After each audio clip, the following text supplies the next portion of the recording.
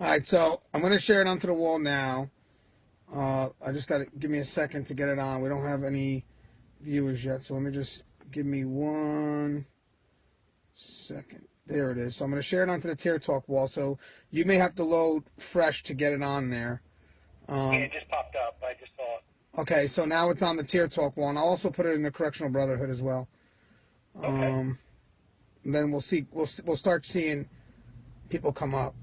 I'm gonna share it on Sherry Sandler's wall too. So before we start talking, I'll put it on her wall so she knows that we're gonna get hit up. But again, I got some viewers coming in now. We're up to 3 right now, so it's gonna start coming. It's gonna start building. But basically, Okay, cool. yeah, it's at 9 now, so it's building. So in case you guys don't know, I do have Michael Pittaro here, and we have an event coming up at. Oh, Sherry Sandler joined. She's on. All right, so I don't have to put it on her timeline. So, Mike, you want to say hi to Sherry real quick?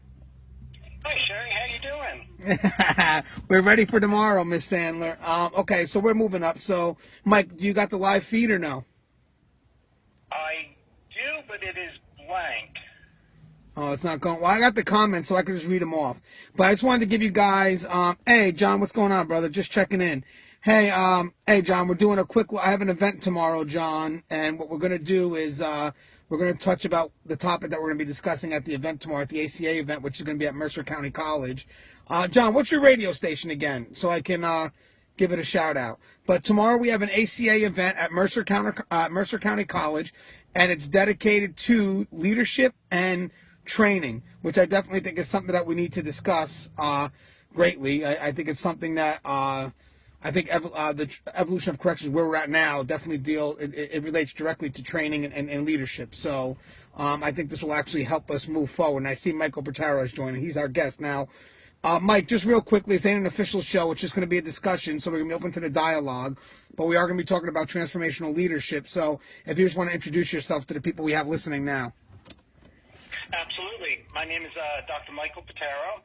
I am Assistant Professor of Criminal Justice with American Military University, and I am an adjunct professor with East Stroudsburg University. Man, I know you were busy today, so I want to thank you for coming on, which is great. You know, it's real quick. As I said, we are going to have an event tomorrow, and Michael Pittaro is the keynote speaker, and he's the one. Now, what I like about Mike, and I'm going to mention this at tomorrow's event, was Mike has roots in corrections, and even though he may be out of corrections, he always kept his eye on corrections to see where corrections was going, where it was headed.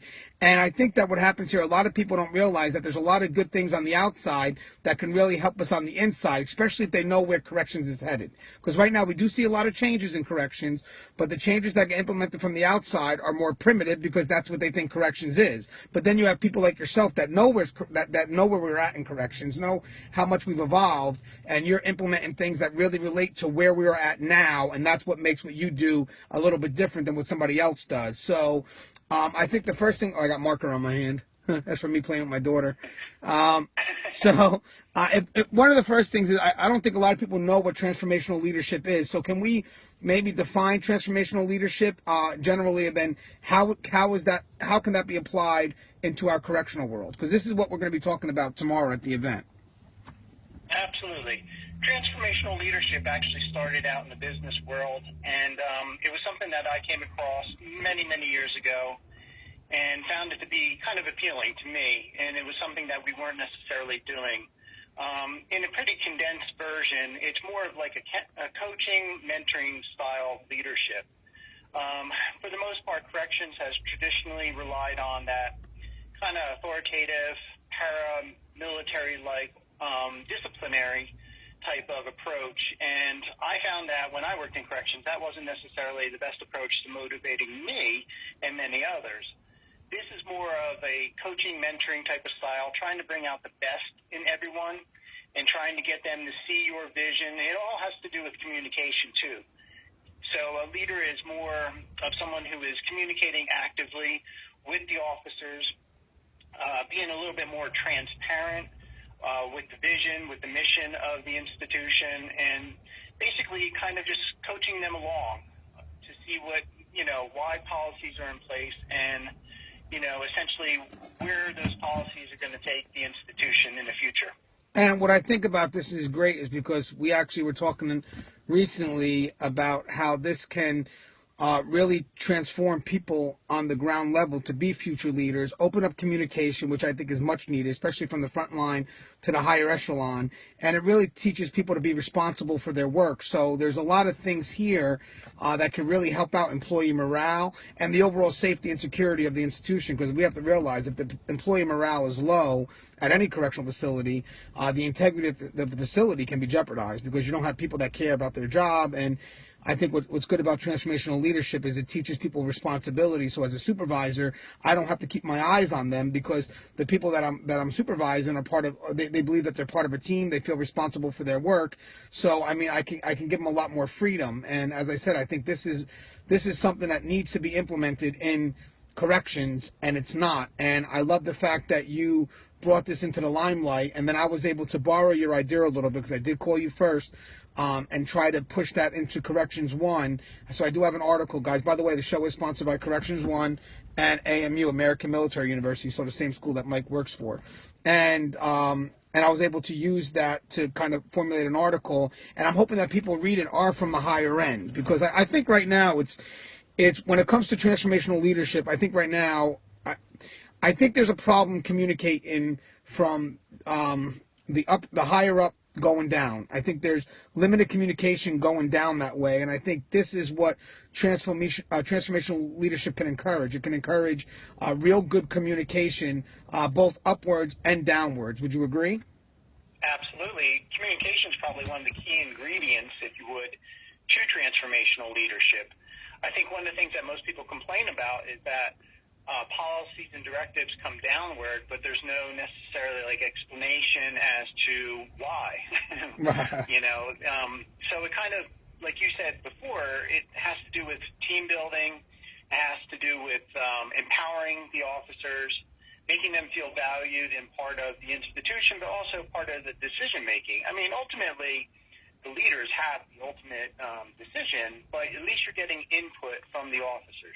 Right, and as I said, I mean, there's nothing here about transformational leadership that is black and white, which means there's a lot of parts that are involved in this to make this work. And the biggest part here is definitely, we talked about communication, but definitely it's how we deal with our frontline staff. I mean, that's the key. That's the most important part in my mind, is if we want to have potential leaders, people that will eventually take our positions, then we have to give people in the lower positions the chance to feel that they're part of a team, give them that sense of responsibility. Because right now, Mike, and I think you realize this too, it seems like when we work in a correctional facility, we're broken down to frontline versus management versus inmates. Right. And I think when we have this transformational leadership, it eliminates the us versus higher end management, and it puts them both together. So we do have one united team, and I'm not saying it's versus the other team, but we do have one united team, and we're not isolated from each other. And I think transformational leadership is an attempt to bring that unity together, because that unity is a must, and no correctional facility can operate if we're divided amongst ourselves. Correct.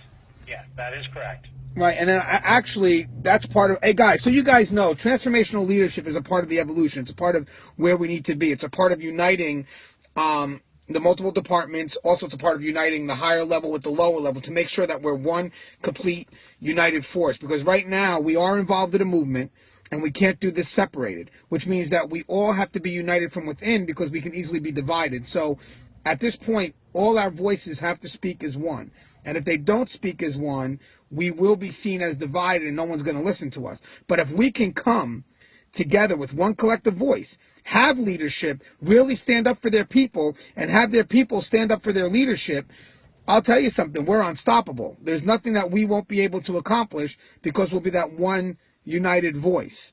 I think transformational leadership is a part of bringing that together. So I would like to ask you right now, specifically now, how can we apply that into our world? So dealing with the frontline staff, how can we apply transformational leadership to our world? It's basically, I mean, it has a trickle-down effect. So the leader has to come in there, be a little bit more transparent, communicate better, listen, have input from the officers, empower them, and make them feel valued and part of the institution and where it's going. I think there's this closed offness, if you would, in that most of the leaders kind of stay behind closed doors. They're not necessarily walking the walk. They're not interacting with the officers. It's also having a genuine interest in them as professionals, but also a genuine interest in them in their personal lives as well. You know, when you feel valued, when you feel like you're needed, when you feel like you're part of something, it's empowering for people. And that's kind of the buy-in, if you would, to bringing people forward, to see where you want to take the institution, just explaining things, you know, why certain things are in effect, why we're going to do this, you know, why were certain funds cut, just basically explanations. I think for me, it was basically I felt like I was in the dark. I like what you said. I like that word empowerment, and I really do believe in that. I believe that you should give officers a chance to make decisions, back up their decision, especially if there's good intent behind it. But I really do like the word empowerment because it's empowerment that will train future leaders. If you're sitting there and not trusting them and not giving them the chance to make their own decisions and kind of micromanage everything that they do, then you're not really transforming anybody to be a leader. But if you empower them, you are transforming. So how important is empowerment to transformational leadership? Oh, incredibly important. I mean, incredibly important. I mean, that's the whole part of it. I think that sometimes there's this fear that I think that the leader has to feel secure in their own position, in other words. In other words, you're training others to be in leadership roles, which is only going to make you look better down the road. So I think that we have to eliminate that fear that, you know, someone's going to maybe take, you know, piggyback and then take my job. And that's just irrational thinking. Right. I think that when people have that buy-in, that empowerment, morale goes up, job satisfaction goes up, turnover goes down. And it's just a win-win across the board. When people are happy in their jobs, they stay longer, and they actually do more. They do more than the minimum. That's the key there, too, is bringing people forward so they do more than the minimum responsibilities of their duties.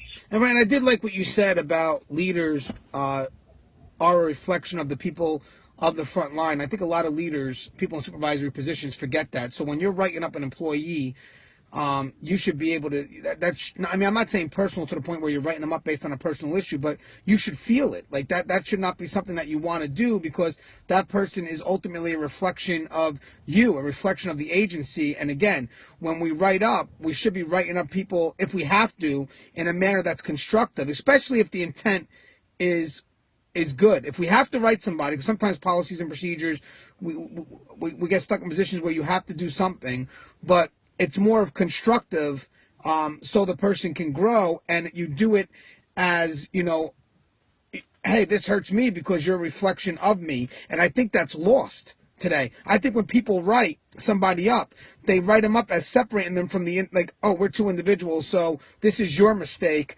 so I'm going to write you up for your mistake, and I could still walk around smiling, but it not in corrections. In corrections, the world is so tight-knit, and we need each other. We need that teamwork, definitely. But when you're writing the person, you are writing someone that is a reflection of not just the agency, you know, on the bigger end, but a reflection on the smaller end of your leadership skills. So you should be, you know, that's something that you shouldn't be taking lightly with a smile. You're writing somebody up who is a reflection of who you are and how you lead, correct?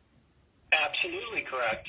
I think part of it is also that we shouldn't be so quick to write someone up. Maybe you can have like a teachable moment, you know, explain what they did, what they could have done better. You know, once again, it depends on the issue, of course, and what went down.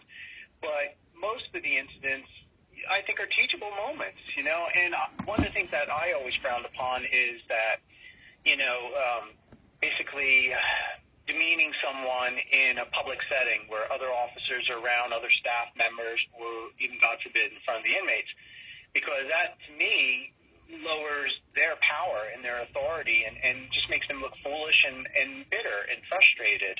Right. You know, I think that some of those things, or most of those things, should be done behind closed doors, one-on-one, and then turn it into a teachable moment. This is what you could have done better. Right. What people don't realize, too, is when you demean an employee in front of the inmates, you yourself are setting up a divide and conquer, because you're basically gonna wind up having that officer redeem himself, and he's gonna go to the population, because that's where he lost his self-esteem, because he was yelled at right in front of the population. So I mean, I agree with that, and they should be constructive moments. Like, leaders should never look forward to writing somebody up. It should be a last resort. And I have a feeling like let's say you're getting called to, hey, you're getting called to the administrator's office, whatever. You shouldn't always feel negative about that. Like, why am I only being called when something bad's happening, or you're coming down to see us when something's bad happening? Why can't, I feel good when I see you guys? And that's when you're right. That's where those constructive sessions would work well, because you would know for a fact, as long as the intent was good,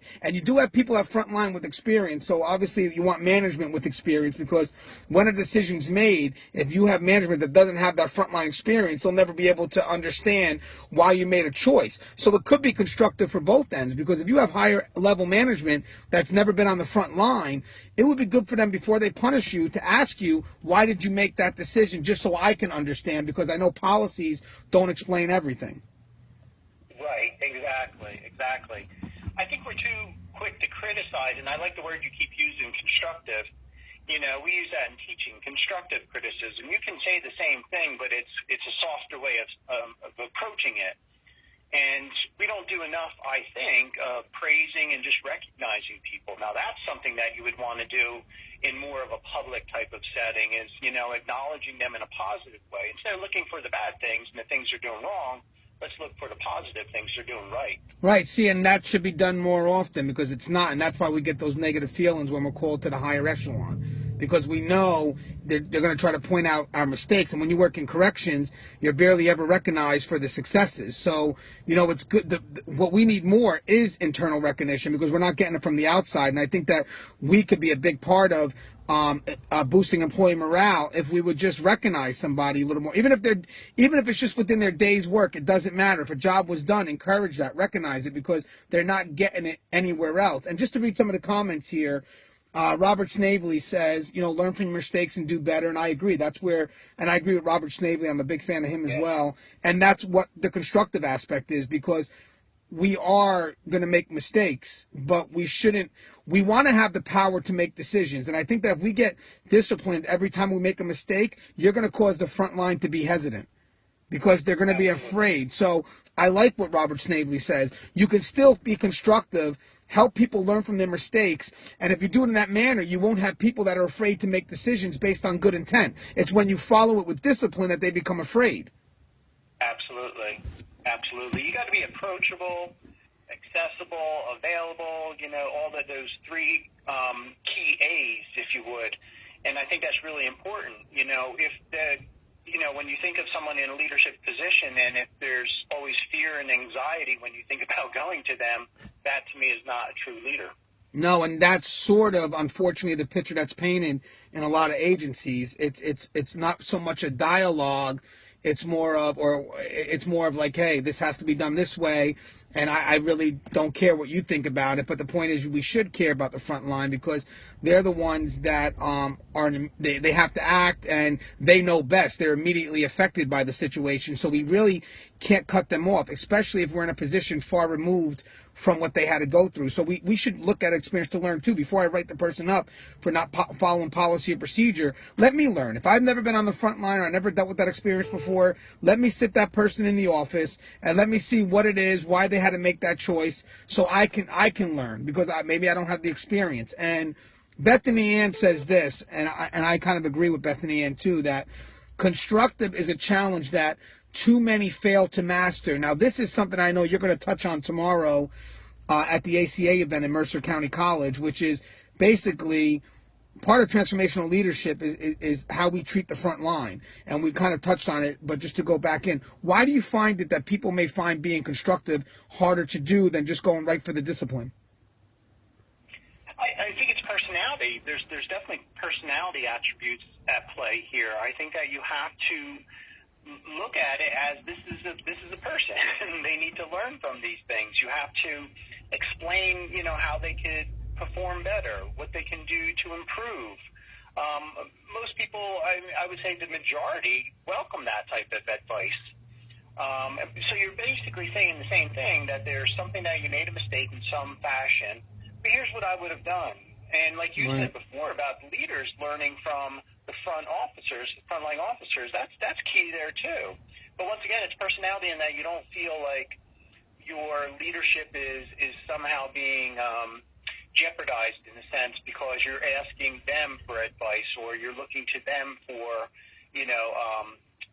some way to resolve a particular problem. I think that's part of it too, is that fear for them to ask you any questions. But most of us in this profession kind of have our roots right from the front line and then kind of progress forward. And I think sometimes we forget those roots. And that's the key. That's the dilemma. I think that if we Right. do forget our roots, that's another thing. When you come from management, we obviously need a lot of people with experience being brought up to the top, because we hope that when they're brought up, they do remember their roots, because we need that brought to the higher levels. And then obviously you have those that may be taking those positions based because they got the correct degree or whatever it is that the agency was looking for. But the challenge is, you're right. You have to have those roots, and those roots should help you understand what the front line needs, and then you at the higher level with that experience, with that background, you could be very powerful and implement a lot of changes that could really increase the employee morale, because you know what it's like to be at that level and what's needed. But you also have to remember, even though higher level has people they have to answer to as well, you have to remember the roots. And if you're brought up into that position, I think the upper echelon, the people that are directly above the higher level people, so we're talking about the higher executive positions, they should allow that person to voice their concerns. Because if they don't allow that person to voice their concerns, that person's going to wind up having to close the door on his people. And then I look at the employee morale. Now the front line, they're going to think that this person's ineffective, but maybe it's not that person's fault. Maybe the door is being shut on him from a higher level. Correct. Yes, So, definitely correct. and transformational leadership is involved in all areas, because everybody can always kind of move up. There is that, we may be a supervisor to so many people, but then there's another level, then there's another level, then there's another level. So, it doesn't just affect the front line, it affects the whole, it's like dominoes. It affects everything straight down. So I do think it's very important to allow that two-way communication, so frontline can speak up for their concerns, but then higher level has the ability to speak up for the frontline concerns. So, seeing a supervisor go, like a frontline supervisor, go into a higher level management, the higher level management should never shut the door when a frontline supervisor comes in with concerns about his frontline staff. The frontline supervisor should have that door open so they can listen. And this way, the cool thing about this is that the frontline supervisor is also seen as being effective. Yeah, exactly. Now, when we talk about transformational leadership, we're talking about empowerment. We're talking about making people future leaders. So we're talking about giving them a chance to feel responsibility for the choices they make.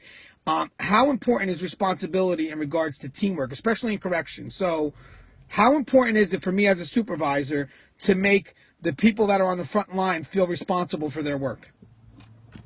Oh, incredibly important. It's not just feel responsible for their work, but actually have pride in their work. When you have pride in your work, you tend to exceed the normal minimum limits, I guess, and you tend to put in more time, you tend to put in more effort, and I think that's really important. And that's, I think, something that I witnessed, is that people basically doing the very minimum, the minimum amount of work, the minimum amount of responsibilities, and never really going further because of low morale, poor job satisfaction, and burnout. And, of course, as you know, burnout leads to complacency and so forth. So that has a negative ripple effect. So if you can kind of uplift everyone and kind of empower people and make them feel valued and part of the team and have them part of the decision-making process, that's important. That's going to bring people up, and it's going to increase that morale. That's unfortunately so low in the literature. The literature consistently says that it's one of the lowest occupations as far as morale and job satisfaction. And of course, I'm going to touch upon the suicide as well, within our profession. So it's all kind of tied in. So if we can change, or rather improve, the culture of corrections, we can have this domino effect that'll improve so many other areas. Right, and I believe what's good about what we're doing tomorrow at the ACA event is we're doing a panel event that allows for discussion, and that's why I chose panel, because I think that we've sat down, we've taken our classes, and we just kind of listen in, but then when we leave, what's really happening? I mean, are we going, is what being taught is going to be applied, or does it get lost? And I think right now what I want to do is I really want to open up people's eyes. I'm bringing some higher level people in, and they're going to listen. And I'm hoping that what's taught, because it's coming from us, it's coming from people with experience, and I'm hoping that it gets carried over into the facilities, because ultimately we're going to try to make, which is very hard in corrections, but a very negative environment a positive environment. And how we do that is by the people we work with. I mean, making sure that they want to come to work. And it sounds weird, like who wants to work in a facility or in a correctional facility? But the thing is, there's other things that are positive in there, like the brotherhood that we share, the sisterhood that we share, that you're not going to get anywhere else. And I look forward to that every day. So there are positives behind that wall, and I don't want to lose that, because we can't increase the employee morale. And I'm hoping that what's learned tomorrow, or what's out there tomorrow in the panel, based on two-way discussion, that means that your concerns are going to be brought out there to be addressed, that we don't just leave it inside the classroom, that we find a way to bring that out. That's the key for events like tomorrow. We have these discussions, and then the people that are part of these discussions, like, wow, I never thought about that. How can we bring that back into our facility? Hey, Mary from Texas. Mary's one of our regulars. I love her to death. But how do you bring that morale back into the workplace? And we got a couple of comments here, Mike, so let me just read a few here. The most common form of praise is simply silence. If they don't say anything to you, then you must be doing okay. And you know what, Beth? That's sad, because yeah, when you do something correct, there should be some type of public recognition, at least amongst your peers. And unfortunately, you're right. You know, I do something correct. Oh, no one said anything? Good. I guess I'm good. And that means that we're doing our job, and we're fearing any choice we make, because we're waiting for someone to say something. And when they do, we have a feeling it's going to be negative. So that, to me, really affects the choices of the individuals if they're sitting there hoping that no one says nothing. But think about it. You know, I mean, just think about that. You're going to be hindered by choices, because the moment someone says, "Hey, Bethany, about last night, let me call you in the office," your stomach is going to be freaking turning until you finally see the individual, and you're hoping for a compliment. But the thing is, it shouldn't be that way. It should be that when you see the individual, your stomach shouldn't be turning, you know, because you know that individual understands the choice you made, and you feel confident, because then when you leave, you can take that confidence back into the field and be more decisive, because that person that doesn't back up that choice as a good leader, and especially if the choice was well intent, don't get me wrong, if the choice was well intent and that person doesn't back up your choice, then he can't get mad when you choose not to make a choice the next time something happens. Absolutely. I think a large part of it is also just acknowledging them as a person as well. You know, hey, I heard you weren't feeling well, or I heard your wife or husband was sick, or was in a, minor accident. How's he doing? How's she doing? I think it's just that genuine where you feel like, oh, all right, okay, he paid attention to me, or she paid attention to me. You know, I think it's that as well. It's not just seeing us as professionals, but going a little bit deeper too, seeing us as people. I think that's important when someone reaches out. Like if I have a supervisor that reaches out and says, hey, I heard your son was pretty sick. How's he doing? That means the world to me. You didn't have to say anything, but, it's just acknowledging that, hey, you thought about me and you thought about my family. I think that's important as well. And that's, I think it's just that, and it's genuine. It's not forced. That's the thing. It's a genuine compliment or concern. It's not forced. It came out of the blue. You weren't expecting it. I think that goes a long, long way. I mean, I really do. Right now, when it comes to motivating your employees, okay, now this is what's different for us on the outside. When it comes to motivating your employees, especially in the correctional realm, how do you go about motivating your employees in an already negative environment? That's the key there. I mean, like the focus or the theme of tomorrow's event is the culture, and that's the thing. This is pretty much deeply embedded culture of that negativity, and that's what has to change. So obviously it didn't occur overnight, and it's not going to change overnight.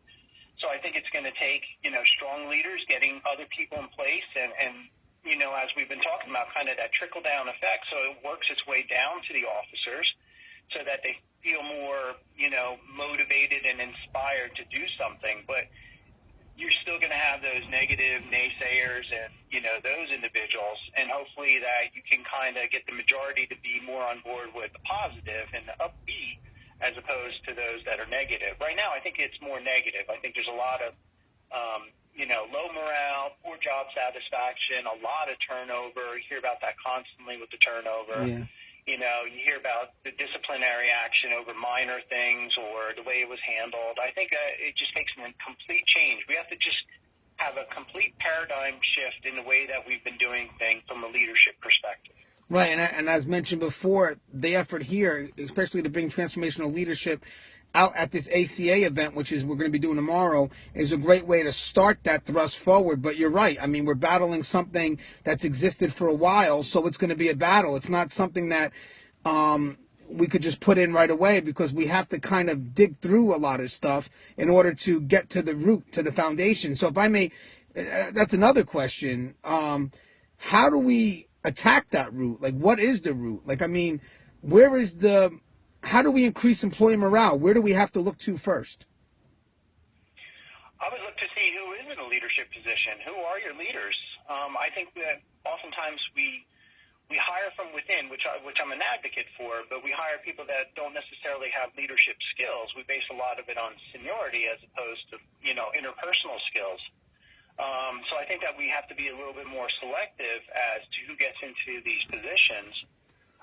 And then also, once again, bringing people on board. One thing I never understood is, when I entered into administration, we would create policies and so forth, but we would never really get input from the people that were working the front line doing this. And for most of us, it was a number of years since we were in those similar positions. And I think Robert mentioned in one of the comments, you kind of they forgot their roots. And that's something that I always try to remember in anything I've done, is that always stay grounded.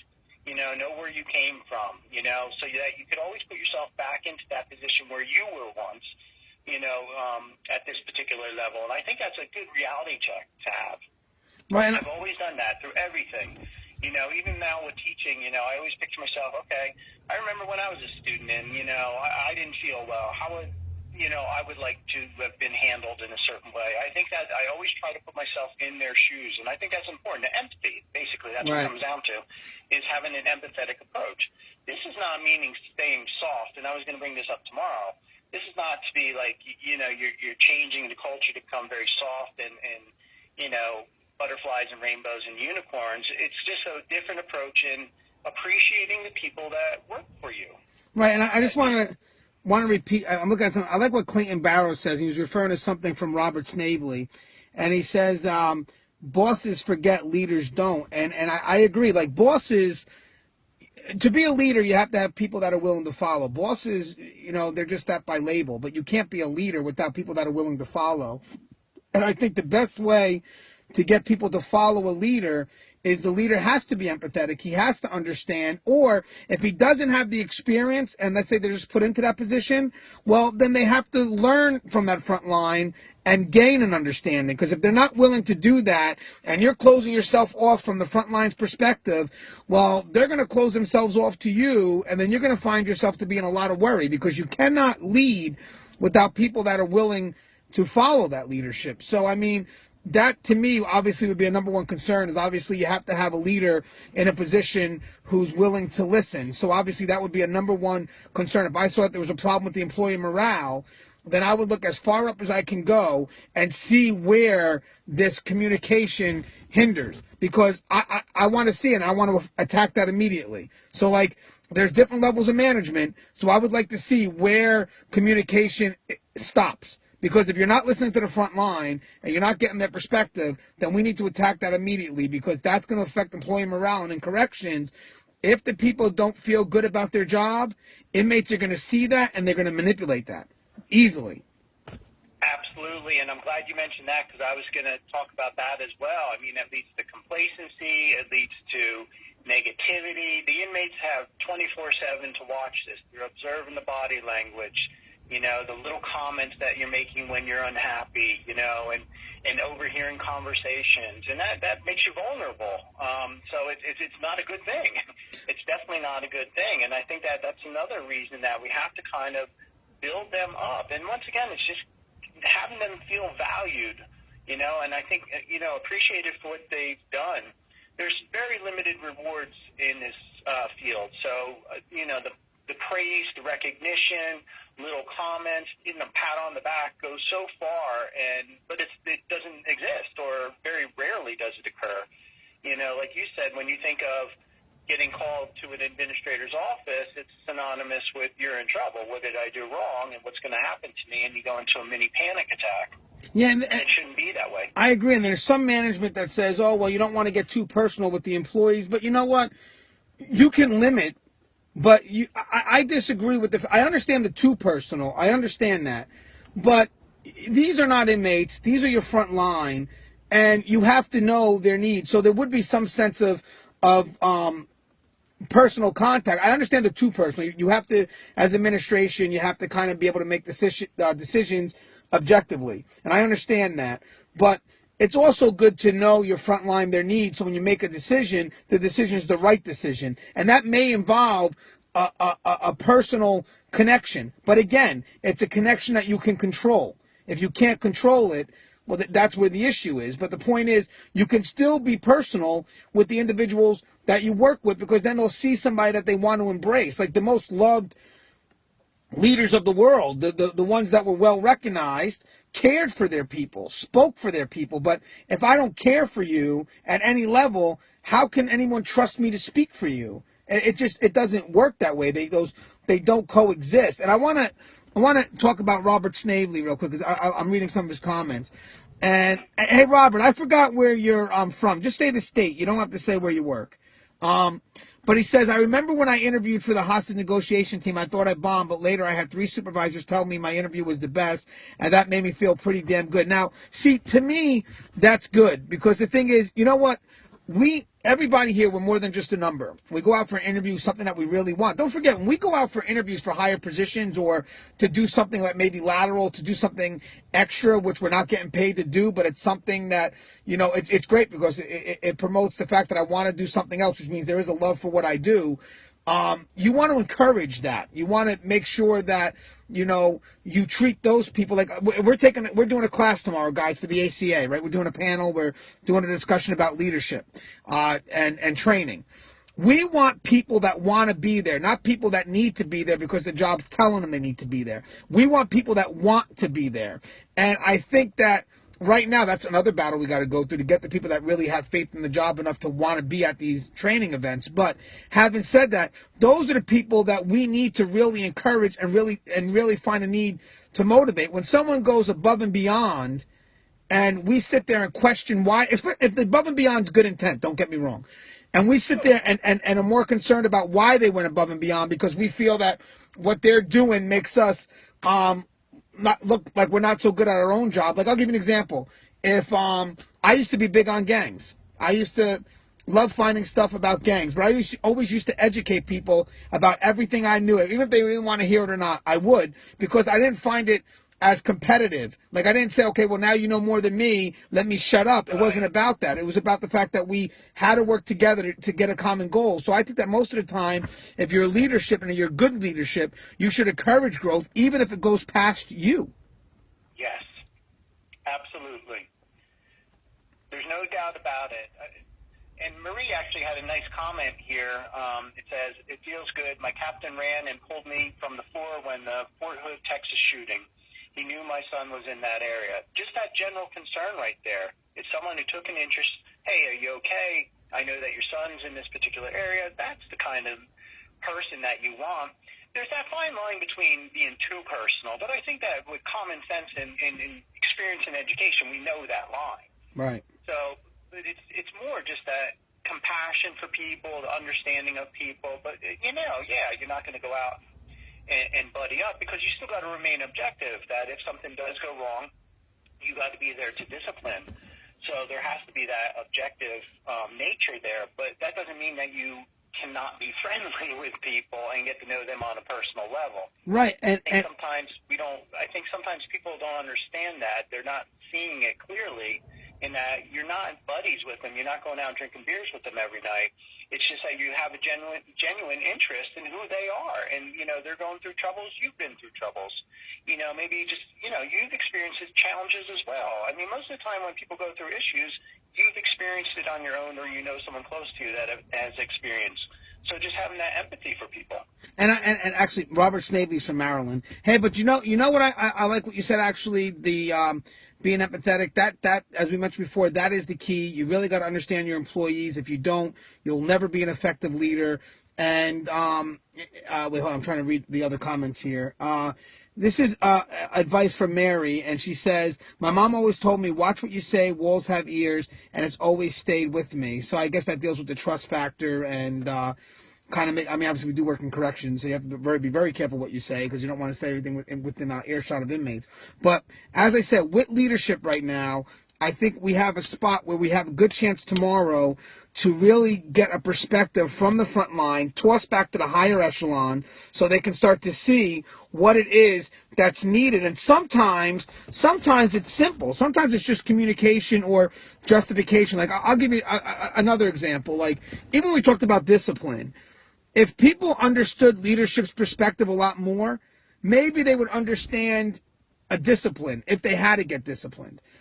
Maybe they wouldn't just be against it by looking at, man, this person's always coming for me. Man, what the heck? But sometimes, I'm telling you something, I've had to discipline people, shake hands with them, and then be invited to their baby shower. Because it's not personal, and I make them know that it's not personal, but we have something that we need to get. And they look at that, and to me, I think, can I tell you something? I know this may sound weird, but to me, that's a real good picture of a great leader who may have to discipline somebody, but, we'll still shake hands with the individual and maybe even be invited to some family events. I mean, maybe the family event's a little too far, but the point is to be able to do the discipline constructively, like was mentioned before, constructively, and not be seen as the enemy and still be seen as part of the same team. And that's hard too. Like when we talked about leadership, how do you discipline and still keep that relationship with your employees? And my opinion is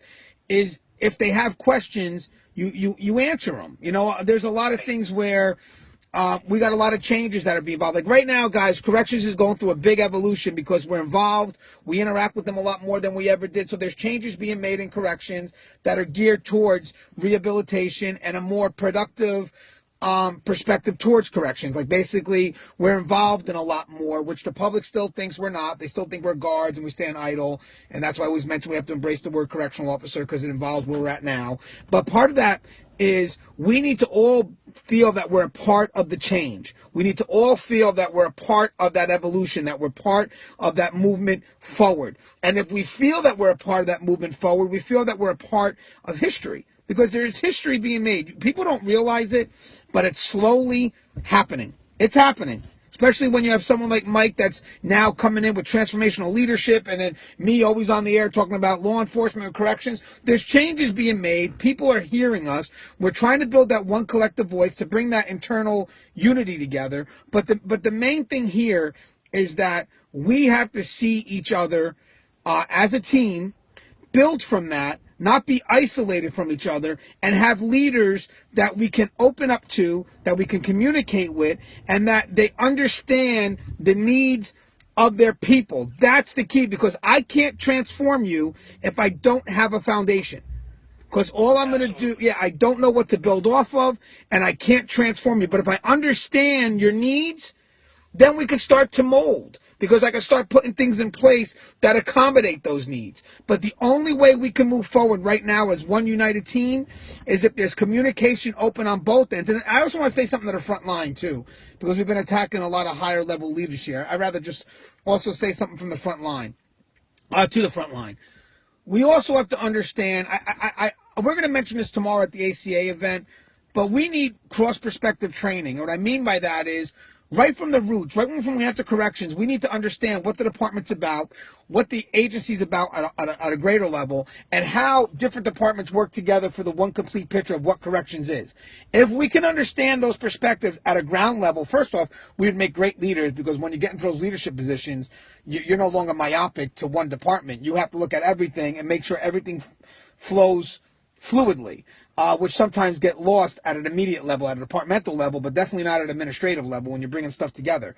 But we need to see things as one fluid motion. And then when we start seeing things as one fluid motion, we can start understanding the choices that certain people have to make. Like if a choice medical conflicts with custody, then the choice that's being made by administration is what holds the least amount of liability. And I have a feeling people don't look at that. They don't look at the choices that upper level makes based on liability. And when they make that choice, believe it or not, guys, I would say for the most part, I'm not speaking for everybody, so bear with me, the people that have the right intent. So I'm not speaking for everybody. Most of the time when administrative makes a choice, they're doing it to protect everybody. But it would be good if people could understand that perspective, which would involve the higher leaders maybe talking to someone and saying, hey, listen, this is why that choice had to be made. It's not to question your ability as a leader. It's just to let your front line feel that they're a part of something so they can understand what's going on, because there is a lot of changes being made in corrections. And right now, the front line's being lost in those changes because they don't understand. They don't know why these changes have to be implemented. But I'm telling you, if we had to tell them why those changes had to be implemented, they would embrace it. Or they could make something better, but we can't leave them out anymore. It's not part of transformational leadership. Would you agree, or? Oh, absolutely. And I like that other word you just used, embrace. And I think that's the mission there too, is to embrace it. And I think that has to be instilled in the frontline officers. Embrace this mission. Come with me. I know what I'm doing here. This is why we're going to go forward. I think that it's explanation. A lot of it really boils down to communication, personality, empathy, all those kind of key things that we look for pretty much in friends. Right. We just got to feel valued and so forth, and that just doesn't exist for the most part. And very, very closed-minded, for the most part, closed-minded and very like, this is your job, just do it. And that just doesn't motivate most people. it does, and I want to say, Mike's giving a great speech tomorrow, which I don't want to know what it is yet, but it's going to be at the ACA event in Mercer County College, and then we're going to wind up doing a panel based on leadership and training. So for the people that are listening now, what do you think makes a great leader in corrections? I mean that's our target audience, is corrections. So what is it about leadership and corrections that may be different than the real world? I mean obviously, but what is it that makes a great leader in corrections, and what do you think needs to be done to make that happen? Because right now, I'm gonna tell you something, Mike. Nationally, the employee morale is low. And we're always going to look to the leaders. I think the leaders are a big part of it because they're making decisions that the front line really can't relate with, that they're not a part of. I think a lot of the issues that we see on a national level could be easily settled if we all sat down at a table and worked well together, like just sat down and worked with people. And then when you have people that are in higher positions that represent custody levels or whatever, I always say custody, it's my background, but departmental levels, they got to speak up for their people, and they can't sit there and be a yes-no person, or whatever, a yes-man person, however that phrase was. But the point is, when you have somebody representing that department, they have to represent that department. I mean, that's a leader right there. You can't have someone that's only at the table who's going to yes ma'am everything or yes sir everything. They have to represent the needs of their department, and then the department, the next level up, the executive positions, have to allow them to do so. Because if you don't allow them to do so, then that's where shit starts to, the morale starts to drop, whatever. So right now, I think it's just a matter of putting the right people in the position. And it's okay. I'm telling the higher levels this. It's okay to get some pushback once in a while. You don't have to go right into the defensive mode, but it's okay to get some pushback, because pushback invites some really good discussions. And I'm going to tell you something, and we all know this, Mike, and tell me if you agree, because you've been at the higher level as well. Policies are written on the best of circumstances.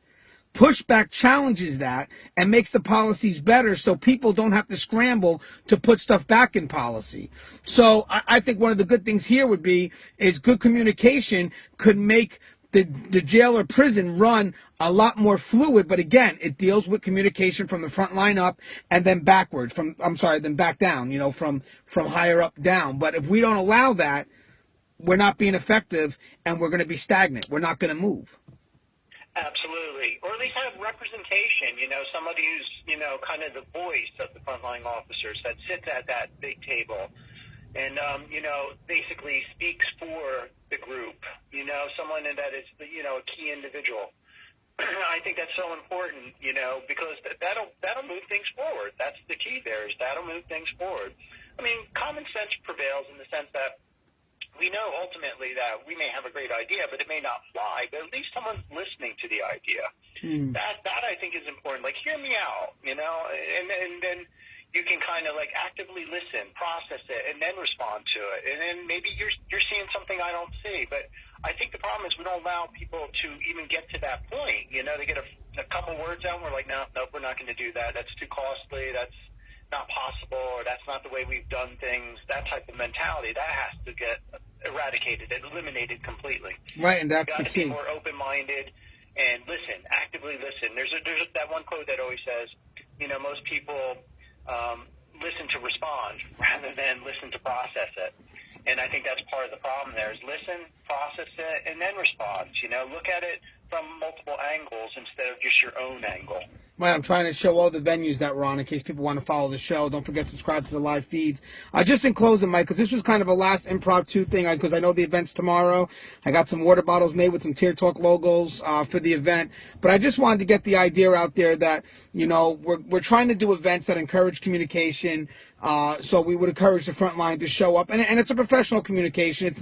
We're not attacking anybody. We're not looking to attack anybody. All we're doing right now is just trying to encourage communication to see where the doors are open, and then just try to build from each other. Because as I said, there is going to be some changes going on in corrections, and we want to feel that we're a part of those changes. And that I think is what the key is. I think right now is that we feel that whatever changes are going on, we feel that those changes are going on in isolation from us. But if we could get together and feel that we're a part of this movement going forward, then you start getting people that feel responsible for what they do. They're empowered to make decisions, and now we can work together. And that's effective leadership, because the thing is, if there's a failure on one end, then everybody fails, or they feel that they failed. But if there's a success, then it's a collective success. So the point is, it only encourages this unity. And right now, the reason why I'm a big fan of transformational leadership and a big fan of what you're trying to put together is we need our leaders, because we are going to get involved in something big. I'm telling you this, guys, right now.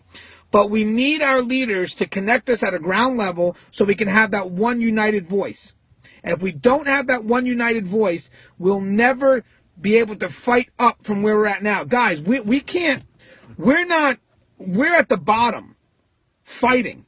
Every day we're at the bottom fighting, which means that any type of thing that can set back the movement, which is even some type of internal animosity towards each other or towards where we're going, puts us right back. So in order for us to move forward, we need that strength. And we need to do it as one. So I think transformational leadership is a big part of bringing the masses together as one, making sure we all have the same goal in mind. That's why we talk to Frontline. So when we have this movement going, we're all on the same page, and we become that train that just won't stop. But unfortunately, right now, it's going to be very hard for us to move forward, because even when we're trying to make the effort to move forward and move to a greater level, we have internal beef within ourselves. And all of a sudden we become separated. So you can have somebody speaking for the masses saying that we're officers and we should be treated as officers and we should be recognized as law enforcement. But then you get someone from our own people saying, no, we're just guards. And I'm fine with what we got. Well, everything that the other person just said is gone, because the perspective that we have is still guards. So that makes people okay, because that's consistent. That's consistent with what they believe in.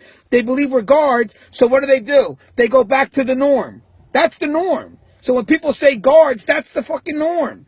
So that right there will get people's attention way more than someone that just spent years fighting to be recognized. So we can't have that anymore. We can't, because we're going to make our way on national television. I've done it. I've been on CNN, MSNBC, Fox. I've been on there, and they called. I didn't fight to go on. They called me. They went on, and that means they trusted someone from corrections. And anytime I had a chance to correct someone for calling me guard or calling the field guard, I corrected them. I didn't give a shit who they were. Erin Burnett, Jeffrey Toobin, I corrected them. Because this was our chance. And when there was an NYPD cop telling us how manipulation works, and then when we left, he was wondering why I was getting more calls than him, I said, because I've experienced. You don't know what it's like to be behind that wall, just like I don't know what it's like to do what you do on the streets. So give us this moment, but together, we're still law enforcement. Together we can work as one, but you're sitting there and you're not saying anything positive. So I'm going to contest everything you say because you're no longer my brother when you bastardize the profession and you don't separate the individual who committed the negative action from the profession as a whole. Because I've walked the beat with a lot of great individuals who risked their lives for the public, and the public will never know what they did. And the moment you bastardize this profession, you're bastardizing all of them who sacrifice their lives every day to work behind the wall, and they don't get respect for it. So I will not let you disrespect that. And a good leader will make that voice heard. He'll unite, and the moment someone bastardizes the profession, they get involved. And they say, you know what, you're wrong. That's the damn individual, but the profession needs this. And that's what you're about, Mike, and that's why your transformational leadership is needed, because it's going to bring about unity, and then when we become united, now we move forward. And I don't give a fuck if people ridicule about what we're doing or not. I don't care about. As long as I know I have the support from my people, that's all I care about. As long as I know that when I stand up on national television, if given the chance to do so, and the people that walk the beat back me up, I don't give a shit what someone says who's never walked the beat. I don't give a shit if you researched one incident and then all of a sudden think you know what we do, or I don't care what you think. All I care about is when I go back in and one person comments who worked the field and says, wow, that was great with what you said, then I'm going to sleep at night. And that's what you're doing, Mike. You're bringing that leadership to the front table, and that's why people should be at that event tomorrow, because if they're not, then that collective voice will never ever happen. Thank you, Jay, and thank you, Anthony. And I agree with you. And what you're displaying right now is exactly what we need. We need someone to come forward and speak on behalf of corrections. You know, I do it through teaching, through writing, and you do it through your television appearances, through this Cheer Talk. I mean, that's the key. I think that the more people that get out there and say this is the reality of corrections, because too many people don't know what we do. And that's what it comes down to. Too many people don't know what we do. And I think just getting that voice out there, and people respect you when you have their back, when you're defending them and the profession in general. And Mike, I want to say something, because I know we got to come to a close. I want to thank you for your dedication, because even though you left the profession, you never left the profession. And what I mean by that is you always kept your eyes on corrections because it was in your heart. And even though you left to do something to educate people, you always look back to say, well, you know what? How do I help them? And you've constantly brought stuff back, including the AMU school, and you're constantly supporting those in the field. And it goes to show you that right there, that right there shows how powerful a brotherhood and sisterhood could be behind the wall. It shows you that no matter how successful you became in life, because I'm hearing you're doing very good, you just got your PhD, you never forgot your roots. And that's why I think it's perfect that you teach this class on leadership, or you give the keynote speech on leadership, because you are the definition of that. A person that never forgot their roots and were able to give back. And that's what's needed, because whatever change is implemented from your end, your change has the front line in mind. And that's what's needed. So, Mike, do you want to say anything to my audience before you head out? Thank you. First of all, thank you, Anthony. I appreciate the complimenting words. No, I mean, this is a great profession. It always has been. I started out right out of college, and it's never left me. And what I've tried to focus on are the areas that need the most attention. And I'm in a position now where I can bring those weaknesses or deficiencies to light, and it's getting a lot of attention. The leadership articles, the suicide articles, just discussing those and getting that out there, because no one's talking about it. So I feel good being, part of the voice, I guess, for change, and as well as you. And I appreciate everything that everyone does, and I appreciate those who listened in tonight, and the comments especially. I thought the comments were awesome. Right, and thanks, Mike, for coming on, brother. I'll see you tomorrow. We'll get to hang out and finally meet each other. Sounds like a good plan. All right, I'll see you tomorrow morning. All right, take care, brother. Bye. You too. Bye. All right, guys, just to see that we have an event tomorrow at the ACA. It's just a chance to open up and get our concerns out there and let the upper management know what we're about. And you're right, Sue. Mike is a great guy.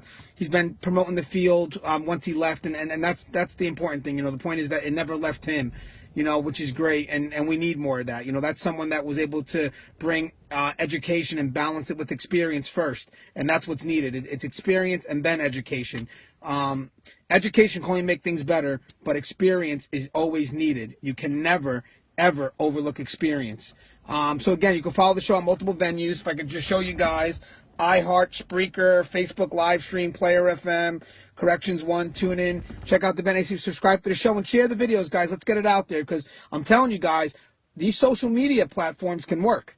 You know, if we can get a real big collective group, we become a voice. And then when someone goes up and goes to speak something, let's say I go at an event and someone says, well, who the hell are you? Well, you may not know who I am, but I'm recognized by thousands of my peers. So I think I'm trusted enough to say that this is what is needed. And our first thing is to be recognized as law enforcement. So let's get that training up. And that's something we'll discuss tomorrow as well. So, guys, always be safe. I know you guys, your sacrifice usually goes unrecognized. Well, I'm recognizing it every day. So, guys, stay safe, take care of yourself, and always a pleasure.